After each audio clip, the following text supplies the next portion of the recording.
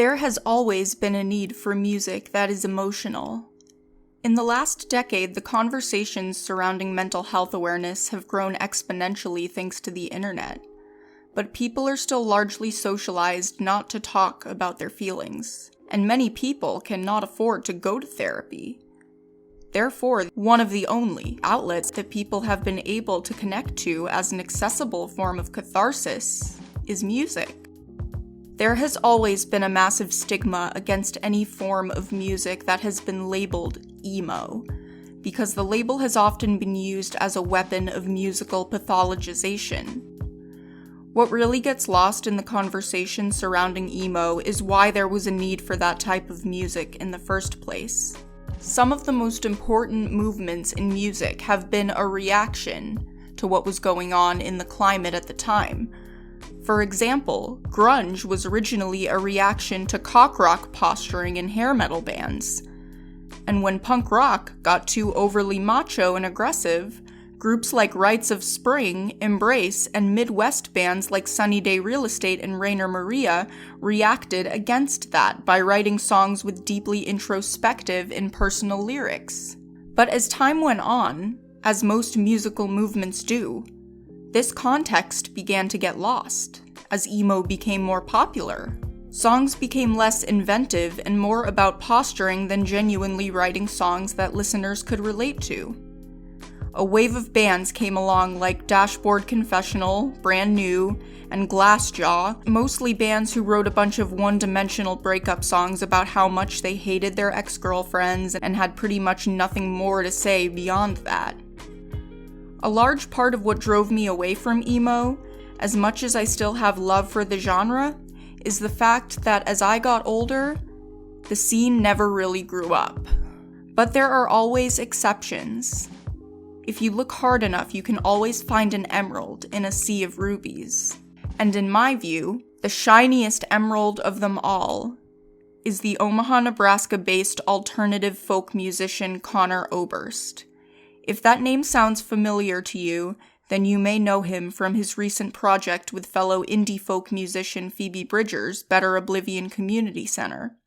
But Oberst is best known for being the brains behind the alternative indie band Bright Eyes, and also for playing in the political punk rock band Desparecidos. He has a considerable solo discography as well. Oberst grew up in Omaha, Nebraska, and started playing in bands at just 13 years old. The first Bright Eyes record was a collection of songs that Oberst had written and recorded from 1995 to 1997. His following album, Letting Off the Happiness, was produced by Mike Mogis from a band called Lullaby of the Working Class. Oberst's older brother, Justin, had started a label along with Mogis called Saddle Creek Records in Omaha to help starting musicians in the area get their feet off the ground.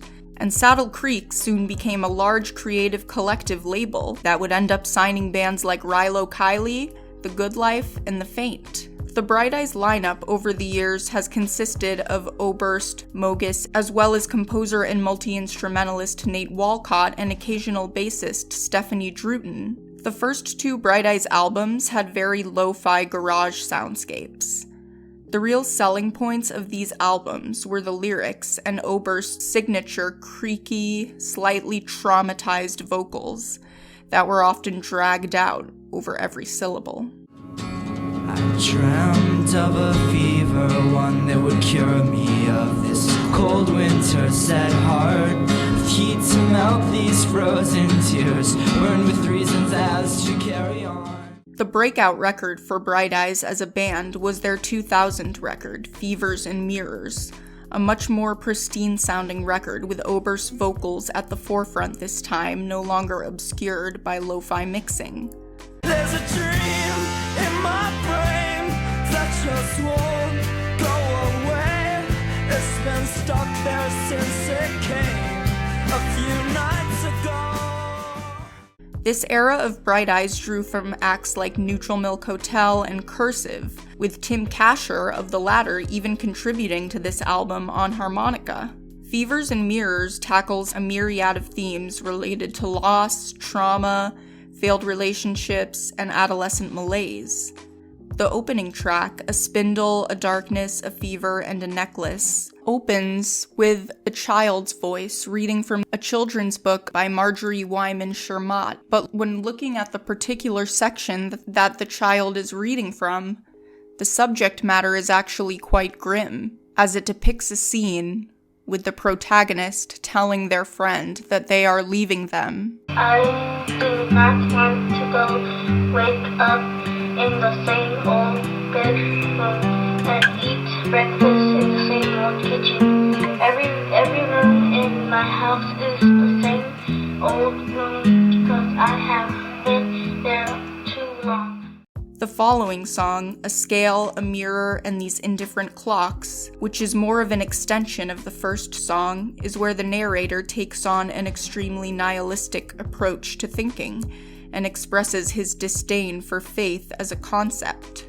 Once the page of a calendar is turned, it's no more. So tell me then, what was it for? Oh, tell me, what was it for? There are several symbols and motifs related to these themes. The first song evokes images of lockets and spindles, objects which can be used as choking devices. The second song mentions scales, clocks, and mirrors, which are all used as tools of self-assessment and measuring. On the Bright Eyes fan podcast, Conor's Basement, the hosts presented their personal theories on what these several motifs might symbolize for the narrator on this album. I think it speaks to the subversion of what mirrors are generally used for, right? Because we use them as reflections of ourselves. Like, oh, there's a pimple on my face. But what Conor ultimately says is that when you start looking at what is not in the frame, when you start looking at the things that you are missing and subverting what a mirror is actually used for, that is when you can, quote unquote, contract the disease that doctors can't treat, which is what I would say probably would be some form of cognitive distortion or maybe like depression or, something like that. Whenever you start focusing on the things that you lack when you look at yourself is when those thoughts and those feelings are going to become part of the mainstay of your train of thought. Oberst has cited his biggest songwriting influences to be folk musicians like Townes Van Zandt, Simon Joyner, and John Prine. Folk is tricky, isn't it? Mm-hmm. I mean, it's because would you consider yourself a folk musician from the start? Because those Bright Eyes records aren't really folk records. I mean, I actually would, in the sense of like, when I think of my songs, the song itself is hopefully sturdy enough to exist apart from whatever arrangement or whatever production you put onto it. That's right. And so you want, for me, it's like the song is obviously the vocal melody, the chord progression, and the lyrics. And I think if a song is, worth its salt, you should be able to play it just on a guitar or on a piano, and it should still make sense. What separates Oberst from his peers that he would end up getting lumped in with in several emo circles was the fact that he was not apolitical. He actually had a lot of important things to say. His presence in the political punk band Desparecidos with Matt Bohm is part of what gave him a lot of credibility amongst a DIY crowd of political punks with a sort of apathy towards emo.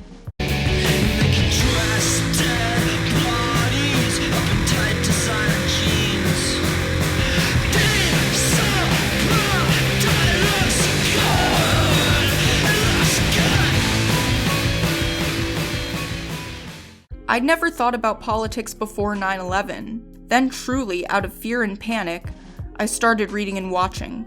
I became a cable news junkie and started reading the New York Times. I was just trying to figure out what was happening.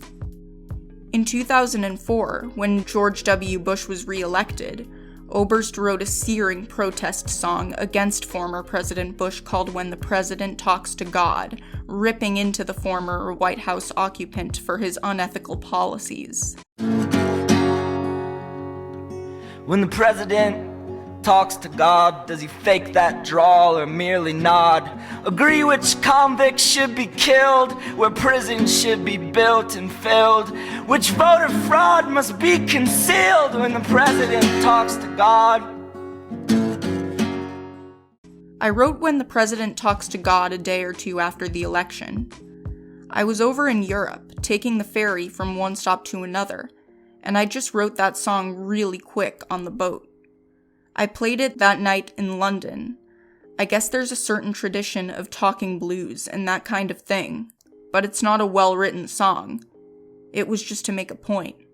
I felt obligated. What made this song so important is the fact that it was released during a time when music suddenly became aggressively apolitical, despite all the harm that the Bush administration was causing.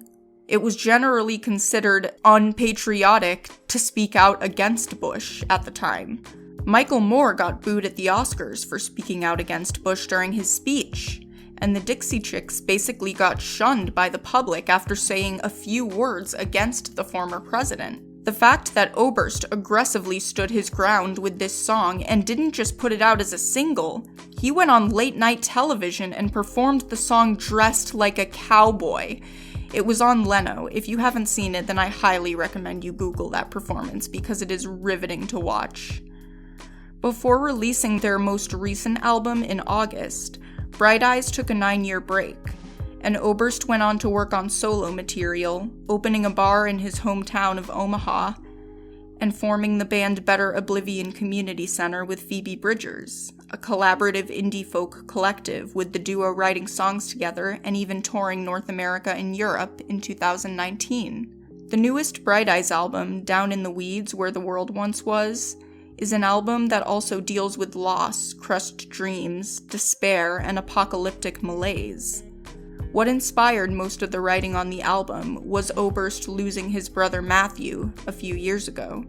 It's about, the minutia of experience and, the term, like, if you get down in the weeds, like you're paying too much attention to the little details, but, I think that all those little details that's actually what makes up life, and those are the things that I think anyone that's lost somebody or even just like lost love or had lost a good friend or you don't really think of it in broad strokes. It's like you remember all the littlest things, and those are the things that like pull at your heart, and like they're the things that keep you up at night. And then, the idea that I think when something is destroyed, the first thing that comes back is if you blow up a building, it's like, what happens next? Well, in comes the weeds and in comes the forest and grows over the destruction, Oberst is a very prolific artist who isn't afraid to venture into new and unfamiliar territory when it comes to new projects. Above all of that, he has remained an incredibly grounded artist whose chief concern has never been keeping up with the current climate of the industry or cranking out projects that he doesn't genuinely care about. That is why all of his projects remain so important and valued by so many people. And you can't manufacture that type of authenticity.